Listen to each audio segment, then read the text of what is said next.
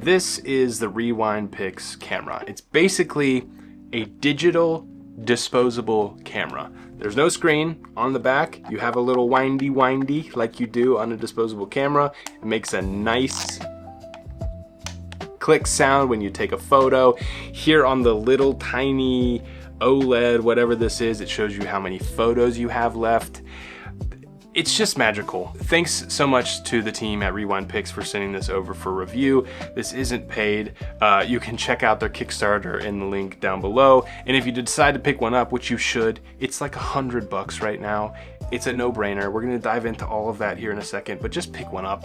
And we will get a little bit of kickback, I think. I worked out that deal with them, so it'll support the channel as well. But without further ado, let's talk about why this is like the most exciting camera I've owned in a long time. All right, so I've never had a digital camera that quite does this. There's no screen. You can't see the photos that you take. It's shooting digital that feels like shooting film. I think it's really aimed at anyone who's tired of like taking a million pictures on their phone and getting it perfect every time. Like, this is something you have to take your time with a little bit. You have to compose your shot really well. You only get 36 photos. We'll get into that in just a second. There's even like a filter thread here, so you can add in like a bloom filter or really whatever kind of filter you want here. There's a flash on here. Like, it's got everything. It's got Wi-Fi, connects to your phone. We'll get to that in a second as well. And there's just one feature here that really sets it apart, and we'll get to that in a bit. As always on this channel, let's start with the form.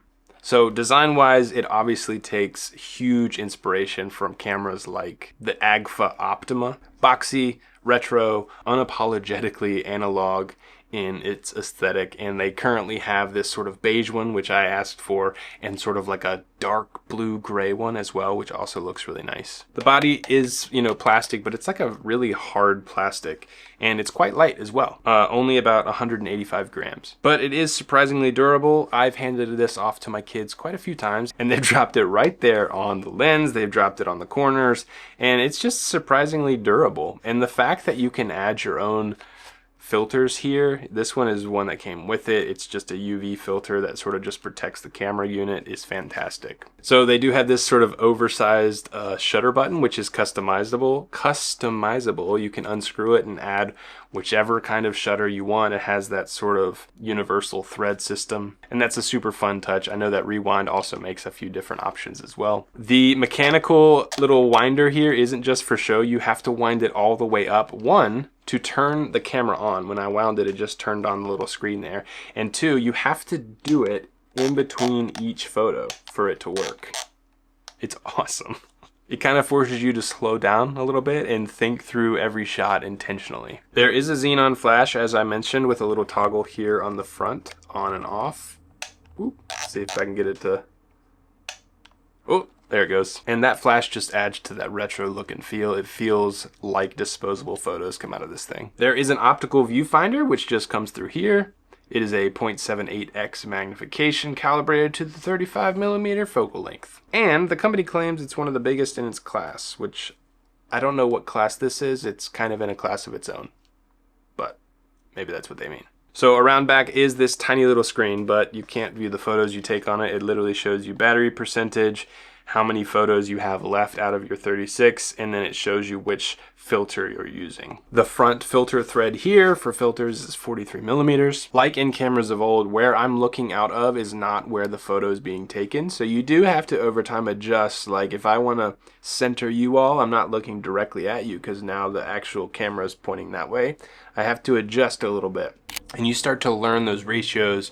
When you're further from something, you don't have to worry about it as much. When you're up close, you really start to get a feel for like, here's the lens. Like it's right around here on the back of the camera. So if I'm looking straight through, it's going to be off to the side, but the camera itself is going to be dead on. So there's a little bit of a learning curve there, but I actually kind of like it too. It makes for some like off-centered photos, and it just, again, just adds to that feeling, that retro disposable camera feeling of the past. And I think that learning curve is like all part of the fun here too.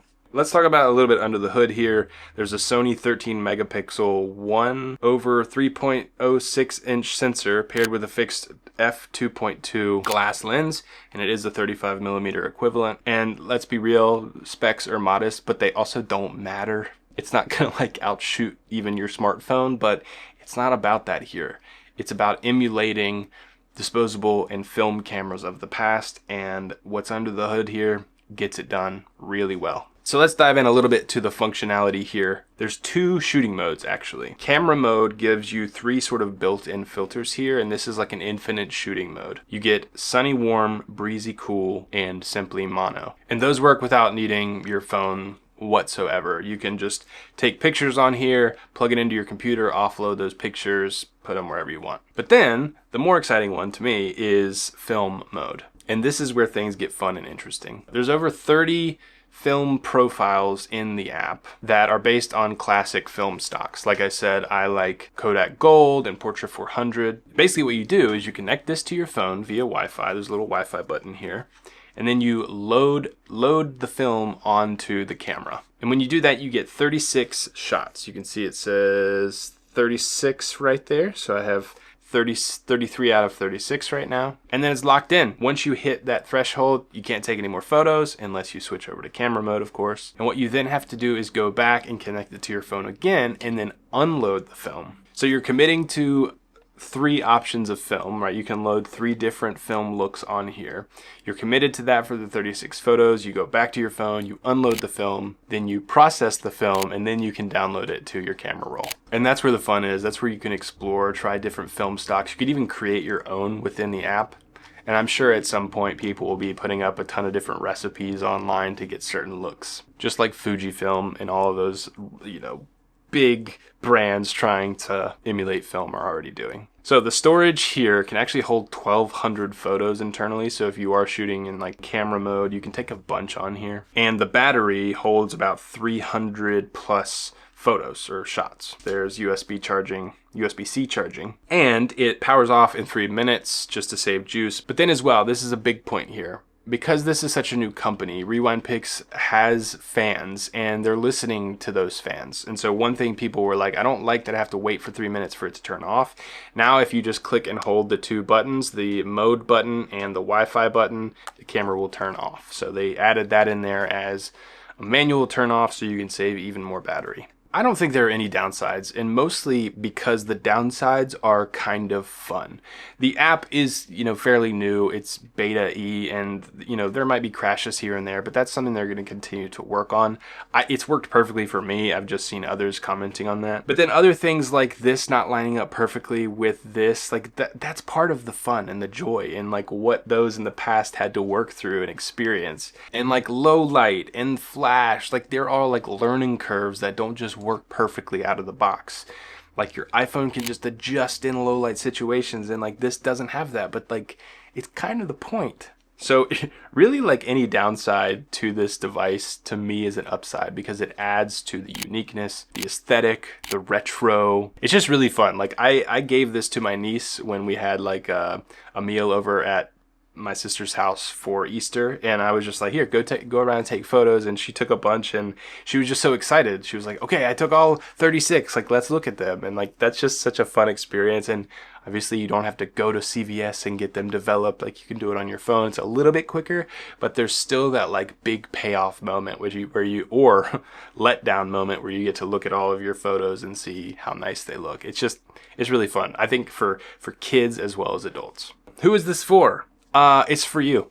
I don't know what else to say. It's like $100. It's not like this is $800 and you have to think about if you should go purchase it or not. Like it is so much fun, and I think like anyone who likes pictures is going to love this thing. Like my wife loves this thing, my kids love this thing, my niece loves this thing, I love this thing. It's just such a fun toy that, I mean, you could get professional with this. You could start a whole Instagram account just taking photos on this and posting them. Like, I don't know. I've used it here for content on the channel, on Instagram, things like that. So I think it's for everyone. It's for your grandparents, you know? Give it to your elderly grandfather who doesn't know how to work a smartphone and tell him he gets 36 photos. And then when he's done, you'll, you know, process them for him. This is really cool. And I'm excited to see like a smaller brand doing something like this. But that does it for this video. Thanks again to RewindPix for sending this out for review. I've had so much fun. I'm going to continue to use this. One of my favorite ways to use it is taking photos here, then printing them off on a little printer that I have, and then putting those prints in my field notes journal that I keep up every day. It's just kind of like this really neat analog experience with a little bit of futuristic tech going on here. This isn't fully analog, but it gives the vibe and it gets it done. Thanks so much for watching. If you enjoyed, please like this video. On this channel, we help you discover products that are intentionally designed and well made so that you can live a calmer, more focused life. We like products that marry form and function. So if that sounds cool to you, please consider subscribing, like this video for more, hype it up if you would, watch this video next. I think you're gonna love it, and we'll see you all in the next one.